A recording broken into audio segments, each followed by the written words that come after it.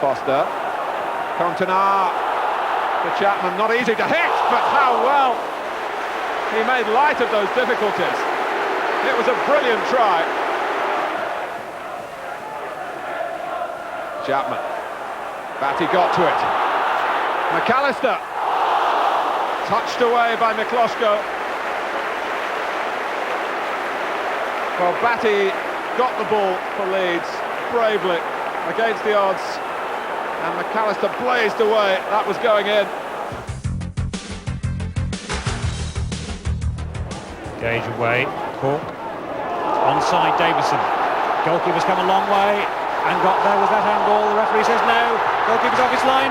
Dean, that's one of the goals of the season. Absolutely brilliant. Brian Dean on his right foot. And Bruce Grobbelaar has been caught out again. Rainhoughton. Tackling back by Whitehouse. Barnes looking for Dean. Dean might have the pace here. Stays on his feet. Round the goalkeeper. This must be 2-0. Brian Dean. And that's the first time that Sheffield United have ever scored 2 goals against Liverpool here for a quarter of a century.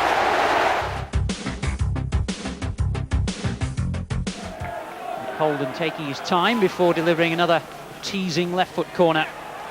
Marshall gets the header and Sharp, virtually unchallenged, thumps it in.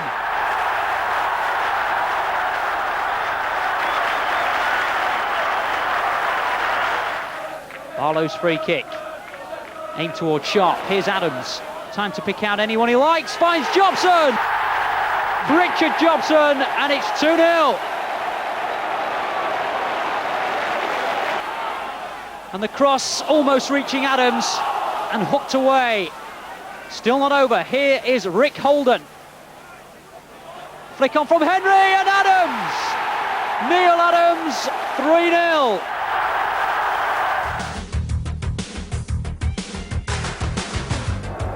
Brennan with the corner.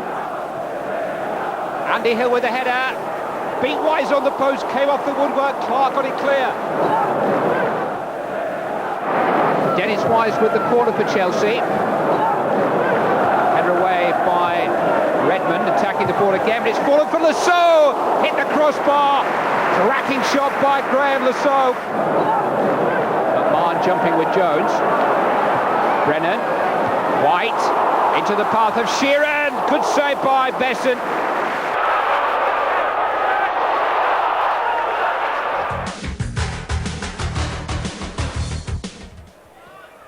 Arsenal off to a flyer at Selhurst Park.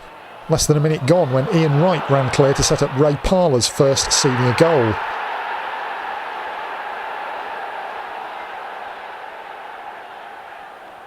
Wimbledon seemed to leave their concentration in the dressing room. Their offside trap failed them again as they conceded a second goal with only 7 minutes gone. Wright this time the scorer from Paul Merson's cross.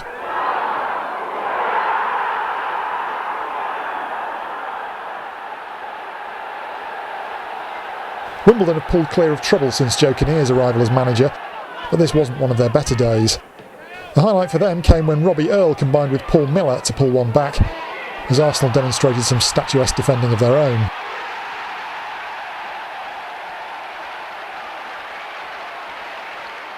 George Graham's side, though, extended their unbeaten run to 9 matches, sealing victory when Anders Limpar crossed for Kevin Campbell to head in.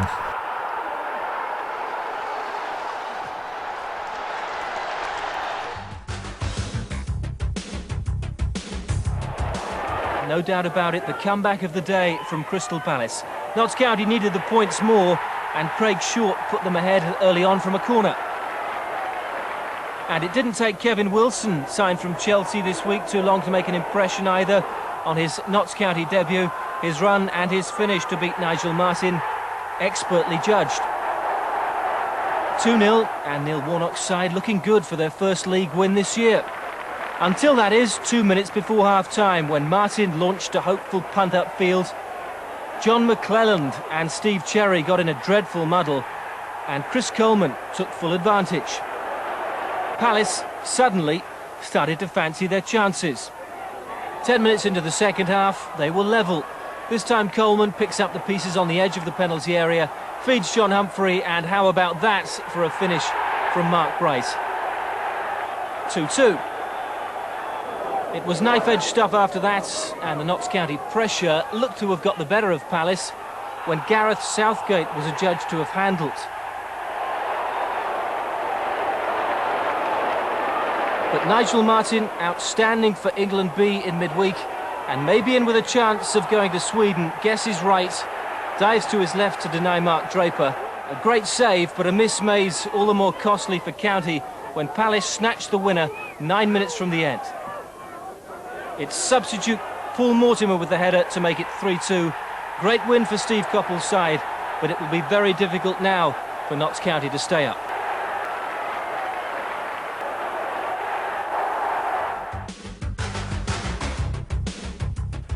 Turbulent times at Tottenham, whose dreadful home record has sucked them towards the relegation places in recent weeks. A win over fellow strugglers Coventry was imperative. Gordon Jury's first league goal for 6 months gave them the perfect start.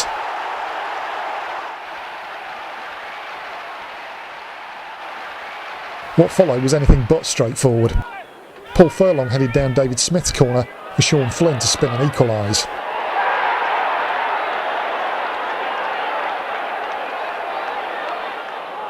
Tottenham have struggled for goals since the turn of the year, a major factor in their descent towards danger.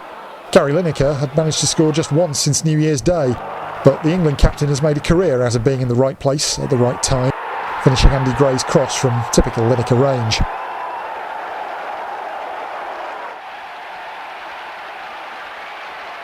Coventry managed to lose Lineker again in the closing seconds of the first half. Paul Allen's ball over the top, leaving yellow shirts trailing. Lineker unselfishly presenting Jury with a tap-in.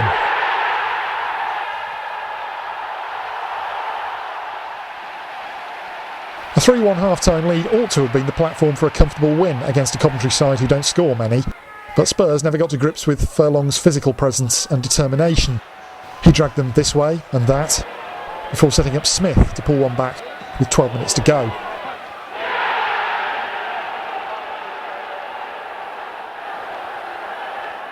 The game then became stretched as Coventry chased an equaliser, and Spurs took advantage to restore their 2-goal lead.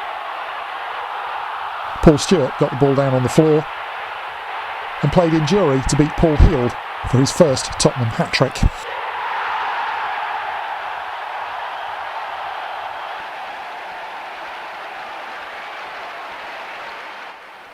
That wasn't quite the end of it. With 4 minutes left, Lloyd McGrath launched a spectacular hooked volley past Eric Torsvet, beaten as much by its audacity as its accuracy. But Spurs held on to pull 7 points clear of the bottom three.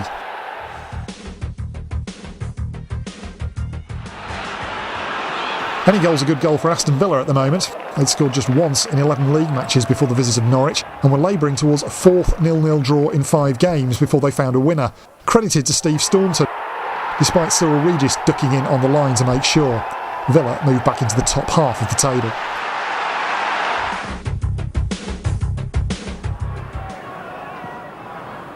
In towards Keane. Pulls it for Gabriel. Oh, yes! Magnificent strike by Scott Gabriel. And Nottingham Forest go in front. Scott Gabriel on his first Wembley appearance in a cup final delights his manager Brian Clough. And that was a spanking effort there. Keane wins it here. Now there's the effort from Scott Gabriel.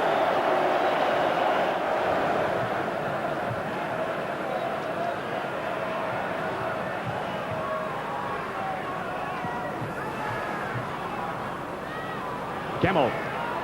Awesome space here. Now Kingsley Black exploit it. He most emphatically can. Southampton were torn apart then. No emotion on the face of the manager, but there's plenty of smiles and plenty of cheering now among the Forest supporters. Now Ruddock. And his throws are like corners. Dowie couldn't get there. Herlock now. Ruddock's a good cross too, and a goal! Letizia.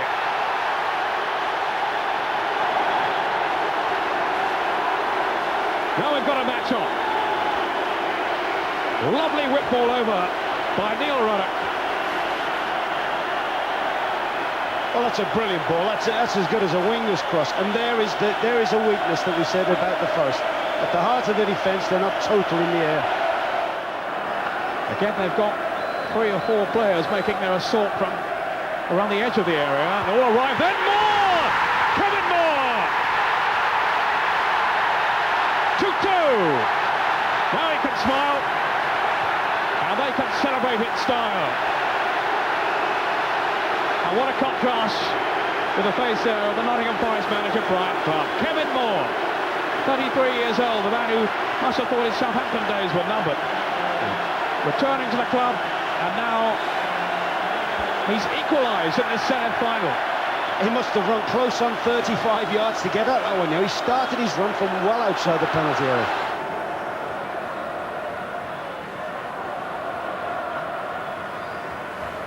Charles, Roy Keane.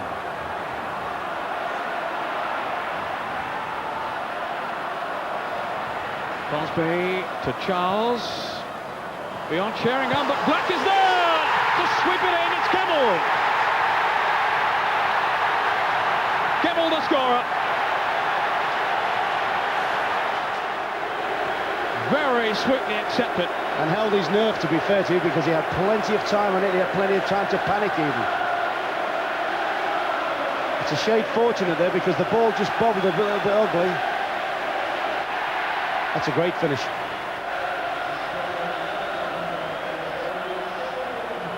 Six minutes to go, and he had just stayed onside.